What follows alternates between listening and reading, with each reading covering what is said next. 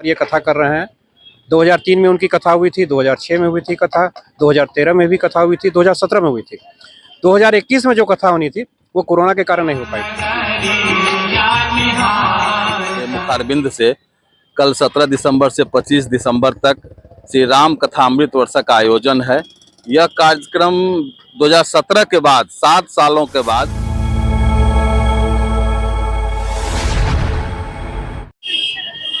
जय हिंद दोस्तों, बाहर की आवाज में आपका स्वागत है। मैं कुंदन किशोर। समझ सकते हैं जो भी राम भक्त है उनके लिए खुशखबरी है।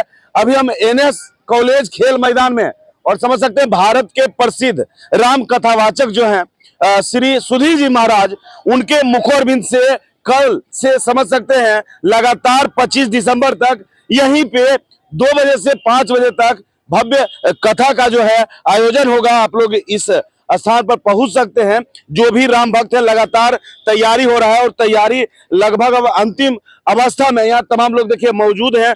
पूर्व नगर अध्यक्ष हम समझते हैं सर, लगातार तैयारी हो रही है क्या? कुछ जी हाँ, परम पूज्य श्री सुधीर जी महाराज से के मुखारबिंद से कल 17 दिसंबर से 25 दिसंबर तक श्री राम कथा अमृत वर्ष का आयोजन है।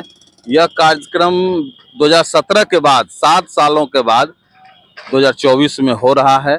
लोगों में काफ़ी उत्साह है, सनातनियों में काफ़ी उत्साह है और लोग प्रतीक्षा कर रहे हैं कि कब सुधीर जी महाराज यहाँ बाढ़ आएंगे। तो कल कितने बजे से कार्यक्रम यहाँ होगा सर? 2 बजे से 5 बजे तक प्रत्येक दिन 3 घंटे का आयोजन है, जो 17 दिसंबर से लेकर 25 दिसंबर तक चलेगा। जी देखिए, परिषद जिलाध्यक्ष सर, एक बार हम चाहेंगे जो राम कथा कल से प्रारंभ होना है, इसकी पृष्ठभूमि, चूंकि काफी तैयारी हुई, बैठक हुई, थोड़ा आप उस संदर्भ में भी चर्चा करें। पूज्य संत सुधीर जी महाराज जी से हम लोगों का व्यक्तिगत लगाव रहा है। बाढ़ में उनकी ये 5वीं कथा है। इससे अंदाजा लगा सकते हैं कि कितना यहाँ पे लोगों से जुड़े होंगे। उसी भावना के अनुरूप हम लोग इस बार ये कथा कर रहे हैं। 2003 में उनकी कथा हुई थी, 2006 में हुई थी कथा, 2013 में भी कथा हुई थी, 2017 में हुई थी। 2021 में जो कथा होनी थी वो कोरोना के कारण नहीं हो पाई थी जी। इस बार हम लोग फिर पूरी तैयारी के साथ सारे उनके चाहने वाले और जो लोग उनको जानते हैं, उनको सुने हुए हैं, वो उसके लिए प्रतीक्षारत हैं।